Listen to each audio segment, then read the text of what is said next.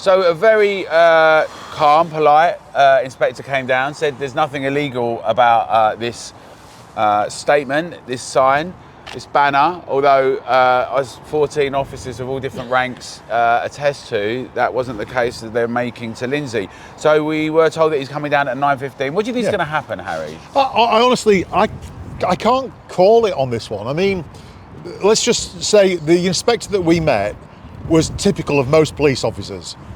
Absolutely cracking, polite, engaging, agreed, absolutely, that there was nothing wrong with this statement, but obviously was a bit nervous about holding the sign himself because I think he would get into trouble for holding this sign, and that speaks to the nub of the issue right here. So what they decide to do, I don't know. I'm not a betting man, Alan, but well, we'll see. Yeah. We'll see. What did you think, Linzi? Just about how they engage? Yeah, I know.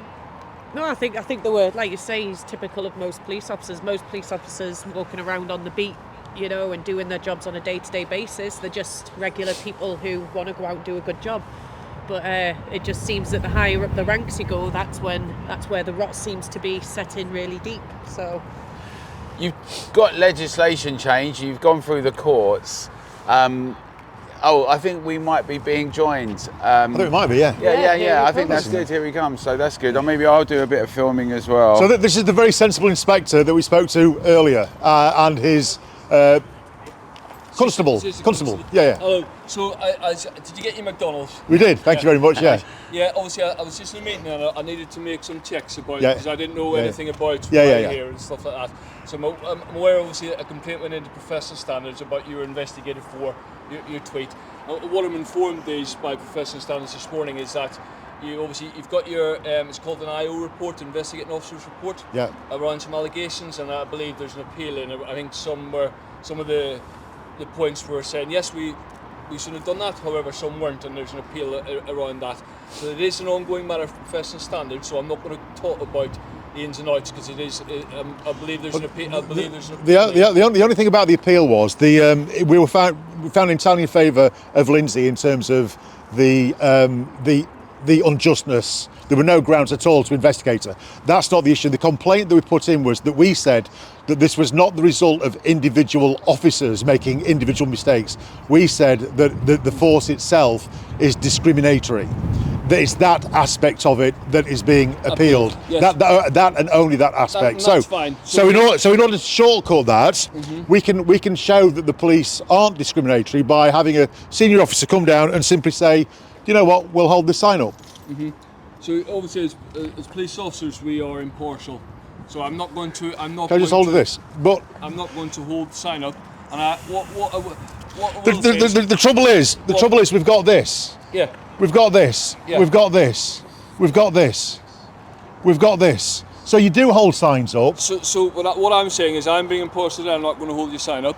Obviously, you've got some evidence there around officers holding signs up. Yeah. And if they want to hold signs up, that's what they've done, and I'm not going to comment on that. Yeah. But what I'm going to say today is I'm quite happy for you to stand and have your protest and your live stream on Twitter, not a problem.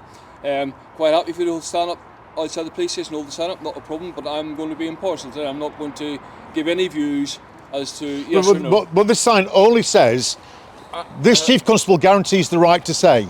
We're not asking the Chief Constable to endorse the message.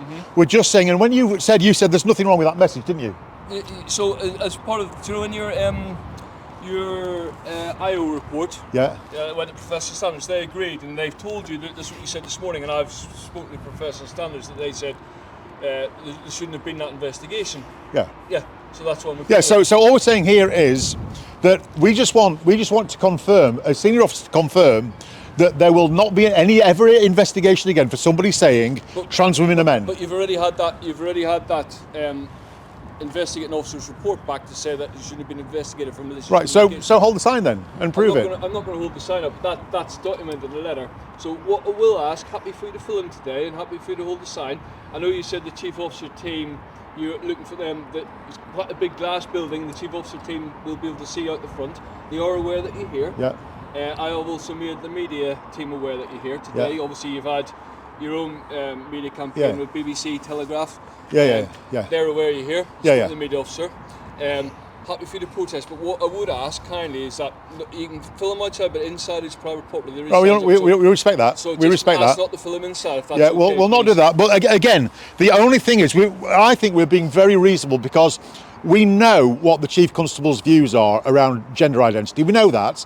And whilst we fundamentally disagree with her, she has absolutely the right to believe whatever she believes.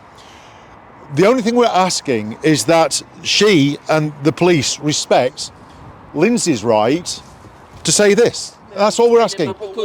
We're not asking you to switch her ideological position, her political position. We just want her to come out and say, yeah, we guarantee that there'll never be this kind of investigation into Linzi again, and just hold the sign and say so, or anybody else. That's all we want. So there needs to be some learning. Obviously, the investigation they were fine. I think, from what I understand, Linzi, speaking to yourself this morning outside, is that you were investigated for malicious communications. Yeah, for saying that.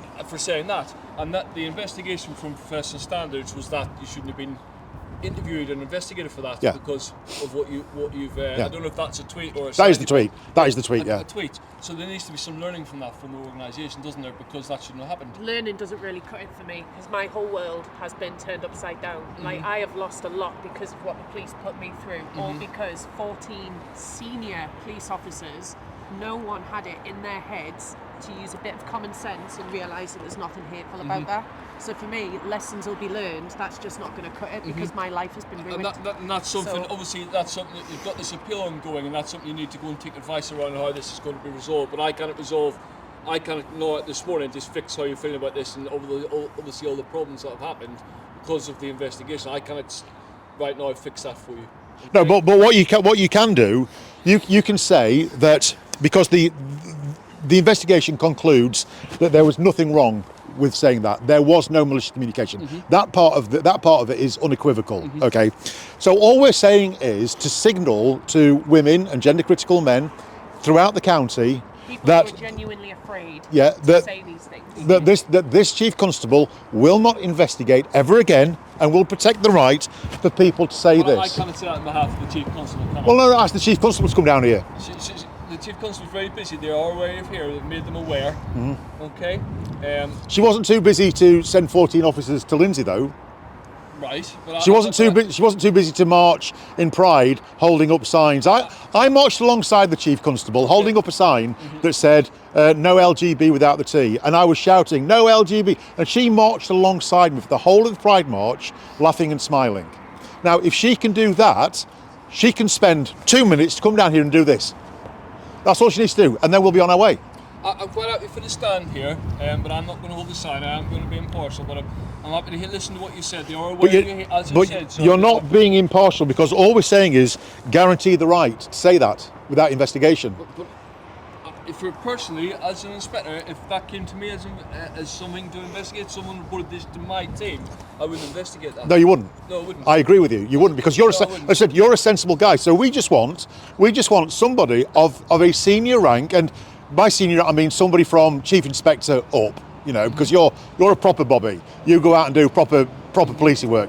Somebody from the political end of the chain to come down here and simply hold this sign. We're not asking them to agree with this. I cannot make that happen. Okay. Well, I'm quite happy for you to stand here and display your sign and film and obviously your live stream. Not a problem.